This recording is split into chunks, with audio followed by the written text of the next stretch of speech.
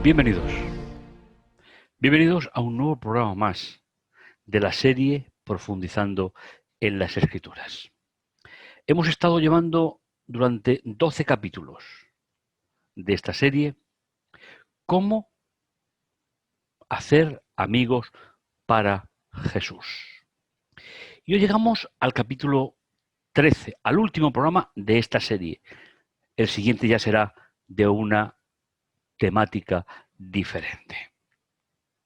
Te invitamos a que estés con nosotros, que hablas la Biblia, que podamos compartir estos momentos y podamos sentirnos felices en torno a la mejor comprensión de un texto bíblico.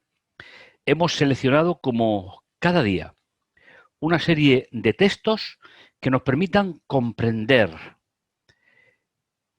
el título del tema 13, un paso de fe. Serán, pues, una serie de textos que vamos a leer, que vamos a compartir y dar alguna que otra pincelada para que podamos entender mejor, desde la perspectiva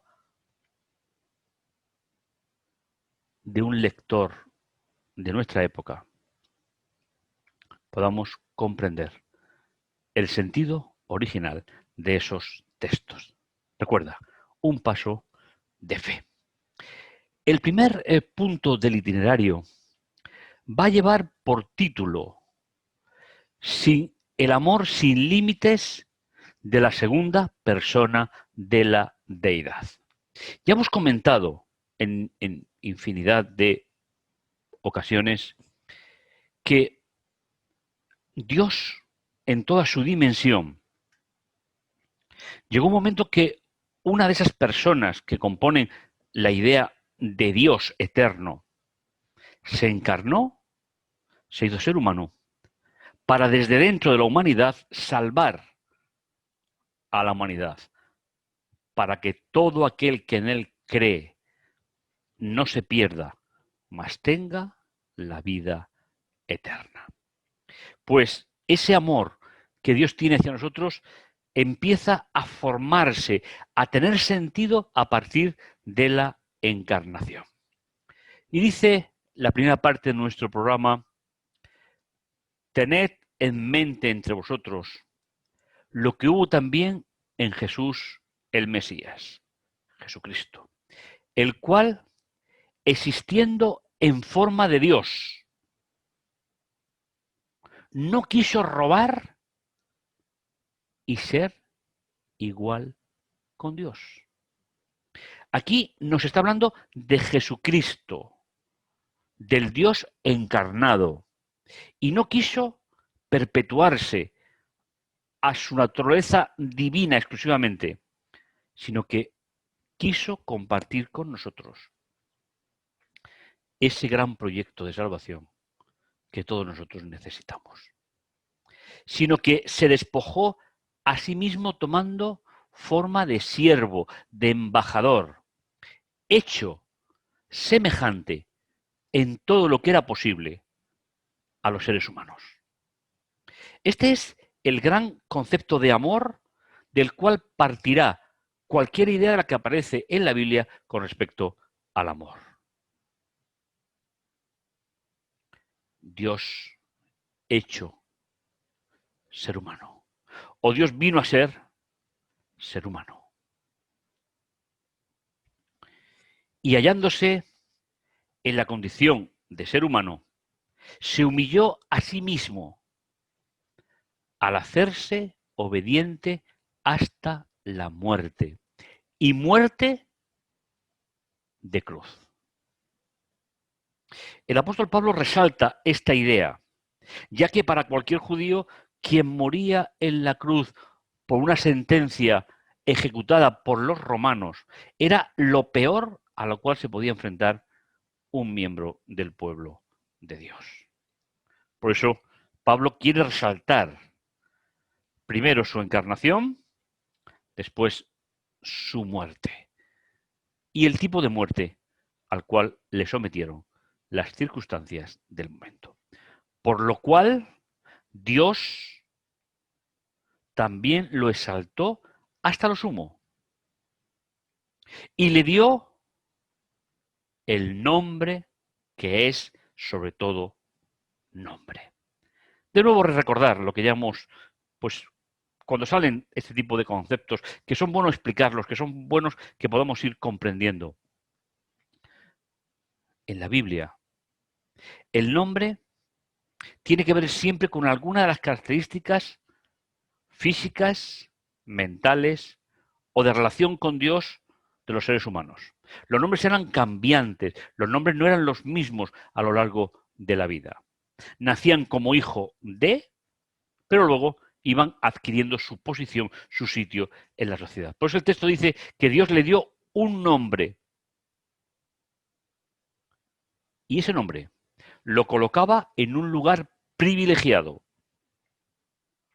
para que en el nombre de Jesús se doble toda rodilla de los que están en los cielos y en la tierra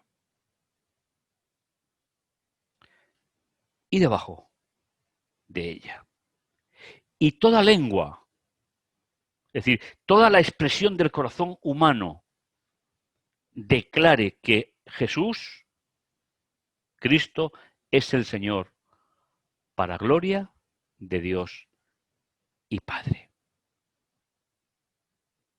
Veíamos que Jesús, el Hijo de Dios, que se convierte en Jesucristo, Jesús el Mesías, no se retuvo a la dignidad que como Dios tenía antes de la encarnación, sino que se convirtió en el embajador de Dios ante la humanidad. Y asumió una humanidad lo más cercana a lo que le permitía seguir conservando su origen y su proyecto. Compromiso. Este será el segundo de los temas. Porque cuando Jesús se entrega por nosotros, la consecuencia debe de ser, de forma casi inmediata, de una respuesta al llamado de Jesús para cada uno de nosotros. Fijaos, Mateo capítulo 4 del 18 hasta el 22. Andando junto al mar de Galilea, vio a dos hermanos, Simón llamado Pedro y su hermano Andrés, que echaban una red de considerable valor en el mar. Esta idea el texto la aporta, diciendo que no era una red cualquiera, sino que era una red construida específicamente para tener un buen trabajo, una buena recolección de peces en el mar. Porque su oficio era ser pescadores. O mejor dicho, eran armadores, eran los propietarios de la embarcación. Dice, venid en tras de mí y os haré pescadores de hombres. Jesús utiliza el lenguaje apropiado para ellos. Sois pescadores, seguidme, para llegar a buscar en el mar de la vida del ser humano aquellos peces, aquellos seres humanos seleccionados para formar parte del proyecto de salvación de Dios para la humanidad. Ellos dejándolo todo al instante, sus redes con todo su valor, le siguieron. Y pasando de allí en adelante, vio a otros dos hermanos, Jacobo, el de Zebedeo, y Juan su hermano, que remendaban, también pescadores, remendaban sus redes en la barca con su padre Zebedeo. Y los llamó. Y ellos, dejándolo todo al instante, dejaron la barca a su padre y siguieron a Jesús. Todos ellos habían nacido bajo la primera alianza y formaban parte del pueblo judío. Les faltaba aceptar que las profecías mesiánicas, que las profecías que hablaban de Jesús en toda la Biblia que ellos tenían, había llegado el momento del cumplimiento, había llegado el momento de hacerse realidad. Por lo tanto, no se habla de conversión, no se habla de transformación, sino se habla de aceptar un llamado, una función que Dios establece para ellos, como también para nosotros. El siguiente punto del itinerario nos lleva de Pablo fariseo al Pablo apóstol. Ahora tenemos a un judío de la diáspora que había nacido en el mundo gentil, preparado, rabino, doctor en leyes, y también fue llamado por el Señor. Esta idea va a ser también importante. En este tiempo, estamos en el capítulo 9, versículo 1 del libro de los Hebreos, Saulo, respirando aún amenazas y muerte contra los discípulos del Señor, se acercó al sumo sacerdote y le pidió salvaconductos para la sinagoga de Damasco, para que cuando hallara a hombres o mujeres que eran de este camino, pudiera traerlos atados a Jerusalén. ¿Sabéis? Lucas, que es el que escribe el libro de los Hechos, llama a los seguidores de Jesús, los llama los del camino. Es decir, los que caminan junto a Jesús, con esa preciosa idea bíblica que cuando dos caminan juntos es que están de acuerdo. Por ejemplo, recordáis Abraham y su hijo, que caminaron juntos hasta el altar del sacrificio. Esa idea, para Lucas, que está escribiendo su evangelio a gentiles, se convierte no solo en un sustantivo, sino en la edificación e identificación de todos los que seguían a Jesús. Pero yendo por el camino, sucedió que cuando se acercaba a Damasco, de repente resplandeció de él una luz que provenía del cielo. Ahora es el momento del llamado de Pablo. Llamado a convertirse en el predicador de los gentiles. Y cayendo en tierra, oyó una voz que le decía: Saulo, Saulo, ¿por qué me persigues? Indudablemente, Pablo no tenía noción de perseguir a nadie que pudiese hablarle desde el cielo. Pero Pablo conocía muy bien que estaba persiguiendo a un grupo de personas que, habiendo sido judías casi todos al principio, seguían andando juntos a alguien que había desaparecido y que le habían identificado como hijo de Dios.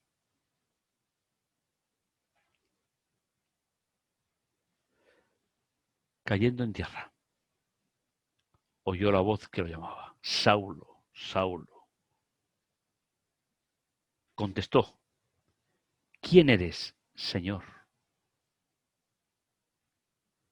Yo soy Jesús, a quien tú persigues.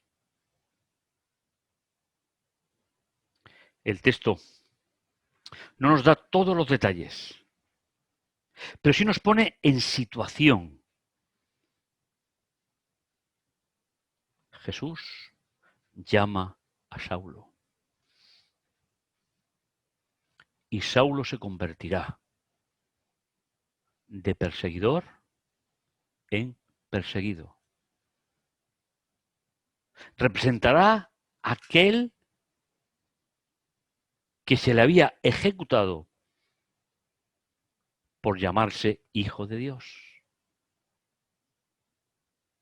Y ahora una misión importante se abría delante de Pablo, de llevar el Evangelio hasta lo último de la tierra.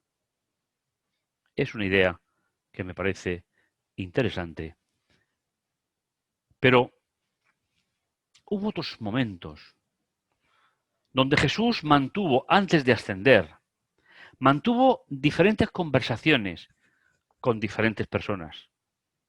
Entre ellas hay una, que es la que tenemos en el texto, que es entre Jesús y Simón Pedro. Tal vez me hayáis en alguna ocasión oído, escuchado comentar este texto, porque además me parece de una preciosidad literaria digna de resaltar. En este caso, cuando pues hubieron comido, después de que Jesús les preparara el desayuno con pan, pescado, cuando volvían de la pesca de nuevo, ya que la muerte de Jesús había significado el abandono de muchos de ellos por miedo a las represalias del imperio. Jesús se dirige directamente a aquel que le había negado 3 veces. Y si os fijáis en el texto, Jesús le va a dar la oportunidad 3 veces al propio Pedro de que restaure las relaciones con Jesús y se vuelva a convertir de forma ya definitiva en pescador de hombres. Simón, hijo de Juan, ¿me amas más que estos? Y fijaos, Jesús hace una pregunta empleando el término ágape, el amor inteligente. Y Pedro le responde, sí Señor, tú quieres, tú sabes que te quiero. La respuesta no coincide con la pregunta. Para Pedro Jesús era un amigo. Porque el término que se traduce te quiero es el término fileo, que es la amistad, el amor correspondido. Pero Jesús, la pregunta que le hace es mucho más, de una mucha mayor altura. Pedro, ¿estás comprometido con la misión? Y Pedro le responde, Señor, tú sabes que somos amigos. Y Jesús le dice, apacienta mis corderos. Es decir, lleva a pastar, lleva a buscar pastos frescos, verdes. Jesús no va a tomar la tradición de Pedro para rechazarlo. Jesús va a tomar la traición de Pedro como un momento especial para relanzarlo a la misión, para relanzarlo hacia adelante. De nuevo le preguntó por segunda vez Simón, hijo de Juan, ¿me amas? Y él le dice, sí Señor, tú sabes que te quiero. De nuevo se plantea la misma cuestión que en la primera vez que Jesús le habla a Jesús. Que Jesús habla a Pedro. Y es Jesús el que le está planteando toda la pregunta. ¿Me amas? Y Pedro le sigue respondiendo, Señor, tú sabes que yo soy tu amigo. Y Jesús le dice, pues, pastorea mi rebaño. De darle comida a ser pastor del rebaño. Le dice la tercera vez: Simón, hijo de Juan, ¿eres mi amigo? Ahora es Jesús quien cambia. Ahora es Jesús el que se pone a la altura de Pedro, entendiendo que Pedro no podía comprender la dimensión de la propuesta de Jesús. Pedro se entristeció de que la tercera vez le preguntara: si me quieres. Y le dijo: Señor, tú sabes todo. Tú conoces que yo soy tu amigo. Le dice: apacienta mis ovejitas.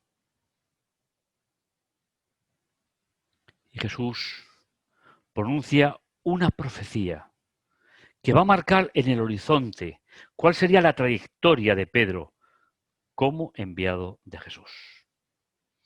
De cierto te digo, cuando eras más joven, te ceñías,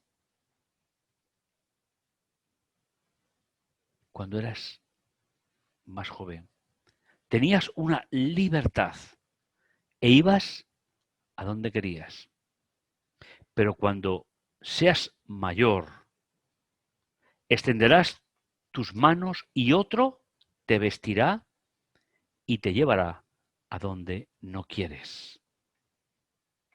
Y esta parábola Jesús la va a explicar diciendo: esto dijo, dando a entender de qué clase de muerte glorificará a Dios. Y habiendo dicho esto, le dijo: sígueme. Atrás habían quedado las negaciones, la huida, el miedo, el temor. Sabéis, Dios construye siempre desde ruinas. Dios no tiene un ser humano que no necesite de su salvación, que no necesite de su amor, de su protección. No existe. No somos ninguno de nosotros. Por eso, al nivel que Pedro tenía, Jesús le encomienda una gran misión. Y Pedro se convertiría, a diferencia de Pablo, en el predicador por excelencia de el pueblo judío, sin excluir, lógicamente, otras situaciones. Jesús le dice: sígueme.